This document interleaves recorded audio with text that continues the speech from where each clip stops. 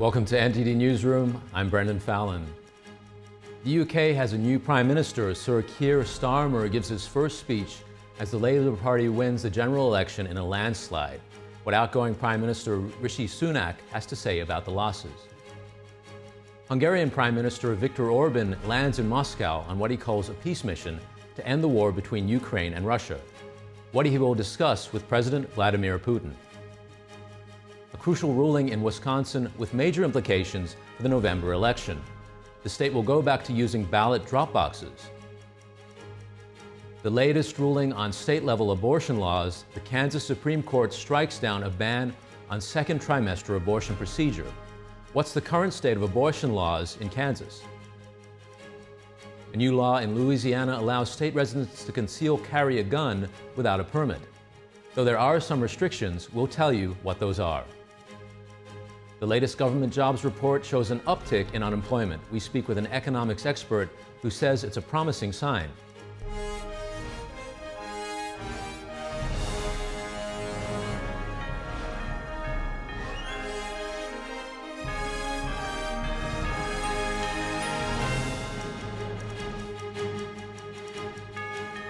We have some breaking news: election rules changing in Wisconsin just 4 months before the general elections. The swing state will go back to using ballot drop boxes this fall. Today, the Wisconsin Supreme Court reversed its 2022 decision and allowed the expanded use of ballot drop boxes anywhere. In 2022, the court ruled that ballot drop boxes could only be placed in local election clerks' offices, and no one other than the voter could return a ballot in person. The court switched from conservative to liberal control with the election of a liberal justice in 2023. A progressive voter mobilization group saw an opportunity and asked the court in February to revisit the decision. As a crucial swing state, Wisconsin's use of ballot drop boxes could have major implications. Democrats believe that making it easier to vote absentee will boost turnout for their side. Another state Supreme Court decision handed down today, this time in Kansas. Justices struck down a ban on second trimester procedure and laws regulating abortion providers. The state's highest court ruled that the state constitution protects abortion access. NTD's Andrew Thomas has more. A state law had banned a certain type of abortion called dilation and evacuation. It was the first state ban of its kind when it was enacted in 2015. The ruling comes almost 2 years after a statewide vote affirmed abortion access. It was the first such referendum after the U.S. Supreme Court's Dobbs decision in June 2022. Kansas currently allows most abortions up until the 22nd week of pregnancy. Andrew Thomas, NTD News. New legislation in Louisiana allows law-abiding residents to conceal carry a gun without a permit. The state becomes the 28th in the nation to have permitless carry firearm laws. Republican Governor Jeff Landry signed the law in March and took effect on July 4th. The law applies to anyone over 18 who can legally own a firearm. There are some restrictions, including locations where guns aren't allowed. Concealed carry is also not allowed in a person's private home without their permission. In 2023, Florida and Nebraska added similar laws. Big news from the UK: the Labour Party has won the general election in a landslide. The Conservative Party was dealt a historic defeat, its worst ever election loss. Here's the story. Change is the word Labour leader Keir Starmer used again and again in his victory speech. The centre-left Labour Party pulled off a historic win in the general election, ending 14 years of Conservative rule. You fought for it, you voted for it, and now it has arrived. Change begins now. Starmer's party won in a landslide, with over 400 of the 650 seats in the British Parliament. The Conservatives, also known as the Tories, lost over 240 seats Thursday. These included the seats of several ministers, as well as that of former Prime Minister Liz Truss. It's the first time in 100 years that a former Prime Minister has been ousted from Parliament. Many voters say they are frustrated with how the government under Boris Johnson, Liz Truss, and Rishi Sunak handled the pandemic and the cost of living crisis following Russia's invasion of Ukraine. Sunak conceded defeat early this morning. The British people have delivered a sobering verdict tonight. There is much to learn and reflect on, and I take responsibility for the loss. But Starmer's government may not enjoy a so-called honeymoon phase. The results show Labour's vote share, that is the number of votes it received, stayed almost the same as when it lost in 2019. A large part of that vote was snapped up by the centrist Liberal Democrats, who gained more than 70 seats. And another up-and-comer is the UK Reform Party. Only 4 years old, the party has appealed to many formerly conservative voters. Led by firebrand Nigel Farage, the Reform Party says it will, quote, stand up for British culture, identity, and values. Farage was elected as a Member of Parliament on his 8th attempt. He says Reform aims to fill a gap on the centre-right of British politics. Believe me, folks, this is just the first step of something that is going to stun all of you. Thank you very much. Other big results came from Scotland, where a resurgent Labour Party took many seats from the Scottish National Party. The SNP is pushing for Scottish independence from the UK. Their poor performance in the general election throws the prospect of an independence referendum into doubt. Voters reacted to the election outcome. 14 years of Tory chaos, and we are finally out of it, and we are out of it with a huge bang. I'm cautiously optimistic that we're going to have some competent governance moving forward. With ongoing wars in Ukraine and Gaza and a post-COVID economy, Labour is going to have its work cut out for it. In his victory speech, Starmer said, "You have voted. It is time for us to deliver." Hungarian Prime Minister Viktor Orban met with Russian President Vladimir Putin in Moscow today. EU and NATO leaders distanced themselves from the Hungarian leader's so-called peace mission ahead of the NATO summit next week. Our Washington correspondent Luis Martinez has more on this story. The Hungarian Prime Minister's visit to Moscow drew immediate criticism from the European Union, particularly as the trip comes days after Hungary took over the European Union's rotating presidency. The EU Commission made it clear that Viktor Orban's trip to Russia was disavowed by the regional bloc.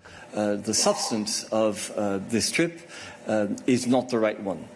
This is about appeasement. It's not about peace. The rotating presidency has no role in the external representation of the EU, and that the Prime Minister Orban has received no mandate, actually, to visit Moscow. Earlier this week, Prime Minister Viktor Orban met with Volodymyr Zelensky in Kiev, the first time the Hungarian Prime Minister has visited Ukraine since the beginning of the war. I think this is the most important issue for Europe. And during the forthcoming 6 months under the Hungarian presidency, this is war and peace. So my target is to be here to understand how we could be helpful to Ukraine in the forthcoming 6 months. Viktor Orban proposed a ceasefire between Russia and Ukraine to the Ukrainian president in order to advance peace talk. Volodymyr Zelensky rejected the proposal, and the U.S. State Department seconded that motion. We and the NATO alliance have been clear that there really is only one solution here, and that is the Russian Federation simply leaving Ukrainian territory. Secretary General of NATO Jens Stoltenberg was careful not to criticize Viktor Orban's peace negotiations. Orban is expected to meet with more than 30 heads of states next week in Washington, D.C. during the annual summit of NATO and the 75th anniversary of the military alliance. What is important is that all allies, also Hungary, agrees that Russia is the aggressor. It's important to note that Prime Minister of Hungary Viktor Orban met with French President Emmanuel Macron and Italian Prime Minister Giorgia Meloni ahead of his visits to Kiev and Moscow and ahead of next week's NATO summit. Reporting from Washington, D.C., Luis Eduardo Martinez, NTD News. Parts of the West Coast and Southwest will be baking hot this weekend due to an intensifying heat wave. Nationwide, nearly 140 million people remain under heat alerts. The temperatures could even break a world record. California, Oregon, Washington, Nevada, and Arizona are bracing for potential wildfires. They are opening cooling centers and warning residents to stay indoors and stay hydrated. An unusually long heat wave, it is intensifying and spreading at least through the middle of next week. Much of the region will see temperatures well into the 100s and 110s, with highs in the 120s possible. In the desert, Southwest Death Valley National Park could reach around 130 degrees and break the world record. The highest temperature ever recorded on Earth was 134 degrees in Death Valley on July 10th, 1913. The 4th of July turned deadly as a man suspected of driving under the influence mowed down a crowd in New York's Lower East Side last night. 3 people were killed and 7 others were hurt, some critically. Police say the 44-year-old blew through a stop sign onto the sidewalk and into a city park. When first responders arrived on the scene, they said they smelled alcohol. Mayor Eric Adams addressed the case. This is extremely early. We're going to conduct a thorough investigation. It doesn't appear at this time this was terrorist related. Police say a crowd removed the driver from his Ford F-150 pickup and held him until officers arrived. He is in custody but has not yet been charged. Faulty fireworks at an Independence Day celebration in Utah yesterday veered into the crowd, injuring several people. NTD's Fiona G has more. Videos show the terrifying moment during the opening ceremony of Brigham Young University's annual Freedom Festival. Fireworks shoot off into the sky as jets fly overhead, but a few fireworks swerve away from the cluster and hit the audience. Emergency personnel were on scene when the show started and were able to reach the injured audience members within 1 minute. At least 6 people were taken to the hospital, but the numbers struck by fireworks and the severity of their injuries were not immediately available. About 45,000 people attended the sold-out show, which was allowed to continue after a 15-minute delay. Authorities say the incident is still under investigation. Fiona G, NTD News. It was also an intense 4th of July for Chicago's firefighters and first responders. Crews responded to a number of fires yesterday, all apparently started by fireworks. Several fires were seen on one street in the Englewood area. A large house fire nearby was also reported. It was not immediately clear if anyone was injured. Authorities also say a man was pronounced dead in Belmont Gardens on the city's northwest side after handling fireworks. It's unclear if the fireworks were illegal, but Illinois is one of 3 states that ban some or all consumer fireworks. And authorities are also investigating a shooting in Chicago's Little Italy neighborhood early this morning that left 8 people injured. Over in North Dakota, fire investigators are on the scene of a train derailment. 29 rail cars carrying hazardous chemicals fell off the tracks and caught fire early this morning. This happened in a remote area about 140 miles northwest of Fargo. Investigators say no one was hurt in the accident.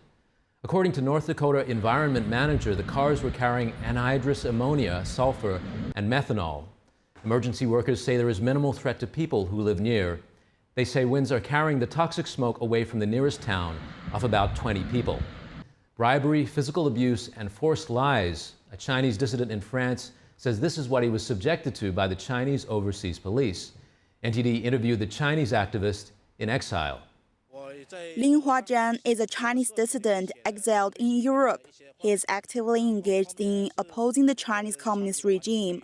Lin says last year, an official working for Chinese embassy in Berlin reached out to him and attempted to bribe him to spy for the Chinese Communist Party. On June 5th, he first contacted me via telegram. His name is Zhang Peng, and he is actually an official from the Chinese embassy in Berlin. He showed me his diplomatic passport, which had a sum of money inside. The Chinese official offered Lin 100,000 euros to monitor another active pro-democracy activist, Wang Jingyu. I later felt uneasy about accepting this money, so I went to the federal police in Germany, confessed, and provided them with a list of some spies. Lin later detailed his experience on social media. He says doing this made the Chinese police angry, and so they went after him. Lin described how he was lured to France, where he was kidnapped by the Chinese police. He dragged me to a place and rubbed small chili peppers on my face and inside my pants. Then they locked me inside their business hall. This overseas Chinese police station, they locked me up and even beat me. But Beijing didn't just want to punish Lin physically. Early in March, French media reported that 7 Chinese Communist Party members escorted Lin to an airport in Paris. They wanted to force him to return to China, but with help from one and others, Lin escaped before boarding. The Chinese embassy in France issued a statement. It lashed out at the media reports and claimed Lin is a Falun Gong practitioner and that he was willing to go back to China himself. Lin told the Chinese Epoch Times that the Chinese embassy forced him to write down lies, saying he is affiliated with Falun Gong, but he is not part of the faith group at all. Wang also echoed his statement. In fact, Ling did not only sign the statement about Falun Gong. The Chinese embassy asked him to sign several other organizations, including Safeguard Defender. They picked Falun Gong to tarnish its reputation. Falun Gong is a spiritual practice originated from China. The Chinese regime has persecuted the fifth group for nearly 25 years. Spain-based NGO Safeguard Defenders revealed that China has at least 102 overseas police stations in 53 countries. Many countries, including the US, Britain, and Germany, have now launched investigations to this. A French senior official said Beijing's actions are against French values and human rights. Flora Hua, NTD News. When we come back, political violence erupts during France's second round of parliament elections. Candidates from both sides are being attacked. And the latest Labor Department numbers show an increase in the number of people looking for jobs. That and more after the break.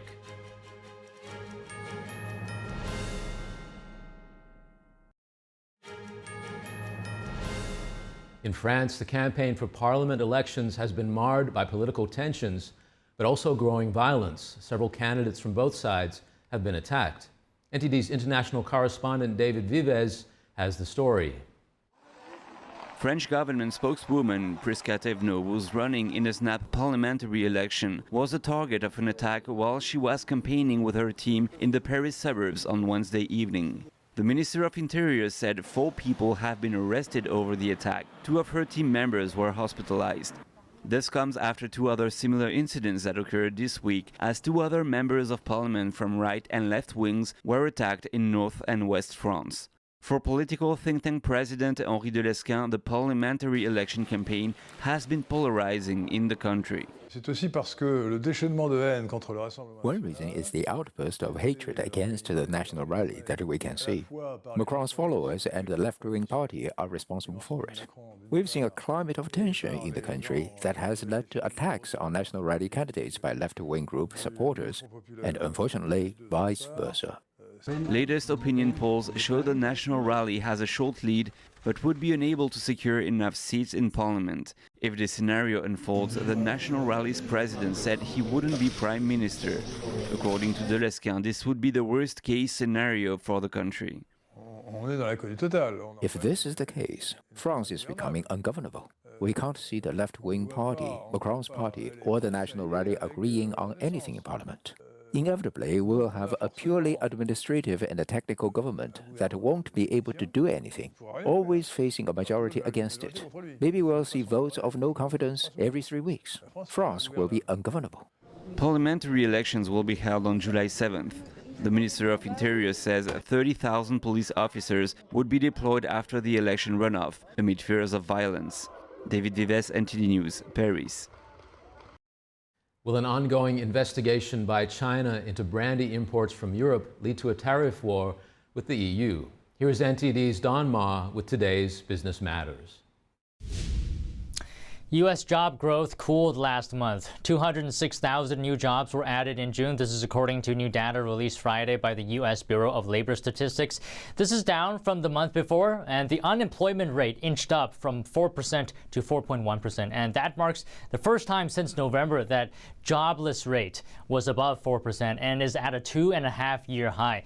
And expanding labor pool is helping with curbing wage growth, with annual wages rising at the slowest pace in 3 years.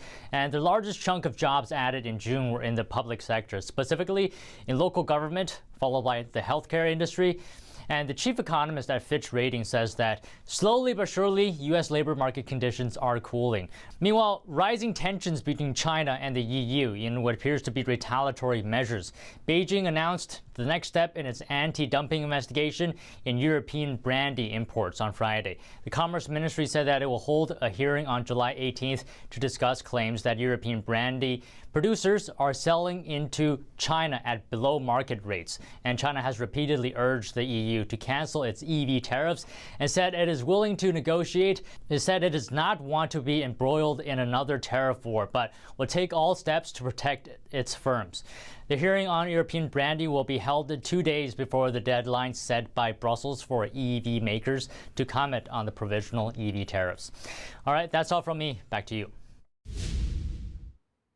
A cooling job market is welcome news for the Federal Reserve as the central bank tries to tame inflation. The data comes as the state of the economy weighs on voters' minds amid a chaotic presidential race. NTD's Andrew Thomas speaks with Bankrate's senior economic analyst to discuss the numbers. The Federal Reserve has raised its benchmark interest rate 11 times since 2022 to rein in the worst streak of inflation in 4 decades. Senior economic analyst at Bankrate Mark Hamrick says this week's Labor Department reports are good news. We can look at this in the context of the normalization or moderation of the job market, which, like so many things, was distorted violently by the effects of the pandemic. And now we're getting back to a condition that's more consistent with what we had experienced before the pandemic. The Federal Reserve's main priority is reaching its 2% annualized inflation target. But for the central bank, achieving that goal is a balancing act. What they're really seeking to do is find better balance, not only between the supply and demand of labor, but also between the two aspects of their dual mandate, those being stable prices and maximum employment. They're not too concerned about the current situation with the job market as long as it continues to hold up. Fed policymakers welcome lower job openings. A hot job market puts pressure on companies to raise wages, which can exacerbate inflation. The outlook is that we'll see some weakening in the job market over the next 12 months or so. That is not suggesting a crash, but only maybe some further cooling of both hiring and a slight rise in the unemployment rate. We'll have to see the report, though, to know exactly what happened last month. Fed Chair Jerome Powell said Tuesday that progress toward lower inflation appears to have resumed after stalling earlier this year. But he added that the central bank needs to see more evidence before it cuts rates. Andrew Thomas, NTD News. President Biden saying yes this morning when asked if he could still beat former President Trump.